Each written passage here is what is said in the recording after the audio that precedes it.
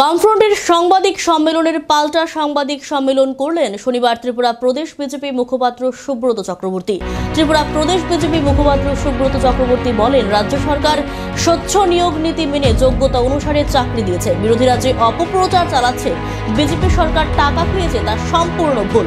বিরোধীরা প্রমাণ দিক। তাছাড়া স্বাস্থ্য ব্যবস্থা নিয়ে যে অপপ্রচার চালাচ্ছে বিরোধীরা, সেটা উত্তরে তিনি বলেন, 2018 সালের আগে কতজন ডাক্তার ছিল, কত সংখ্যক রোগী বাইরে যেত, আর এখন মানুষ ওপেন হার্ট সার্জারি করছে এবং কিডনি ট্রান্সফারের জন্য মানুষ খরচা পাচ্ছে রাজ্যে। বিরোধীরা শুধুমাত্র বিরোধিতা করার জন্য এই কাজ করছে। সচেতন মানুষ এই বিষয়গুলি নিয়ে একটু অনুধাবন করুন। মুখপাত্র আরও বলেন, জনসাধারণকে বিপদগামী করার জন্য ক্ষমতা হারিয়ে দীর্ঘদিন এখন একটাই প্রয়াস নিয়েছে বিরোধীরা কি করে বিভ্রান্ত তৈরি করে মানুষের মধ্যে বিভাজন সৃষ্টি করা যায় এবং রাজ্যের উন্নয়নের ব্যাঘাত ঘটানো যায়। কিন্তু জনসাধারণ দেখছে এবং বুঝতে পারছে, ভবিষ্যতে তারা এটা চিন্তা করবে।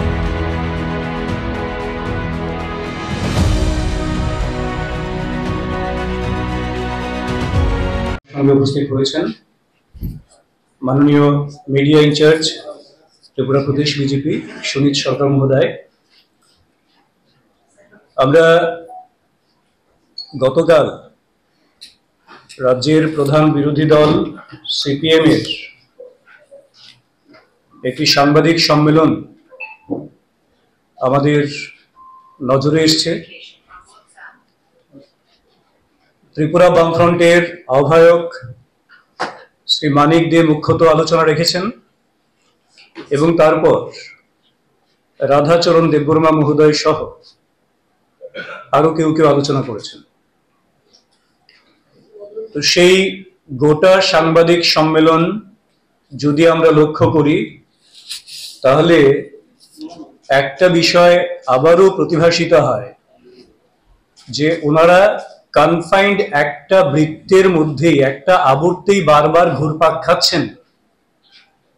ওনাদের সামনে কোনো ইস্যু নেই, বরং এমন একটা প্রকাশভঙ্গি থাকে যার উদ্দেশ্য হচ্ছে রাজ্যের মানুষের মধ্যে একটা বিভাজন তৈরি করা যায় কিনা এবং মানুষকে বিভ্রান্ত করা যায় কিনা।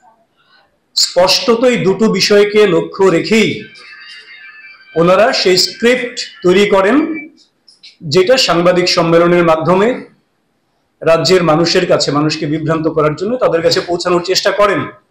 যদিও রাজ্যের সচেতন মানুষ সেগুলিকে ঘৃণা ভরে বরাবর প্রত্যাখ্যান করেন।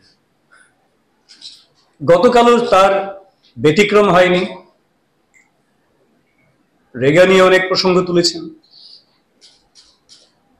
প্রসঙ্গ তুলতে গিয়ে একেবারে গল্পের গরু গাছে চড়িয়ে দেওয়ার মতন ব্যবস্থা করেছে।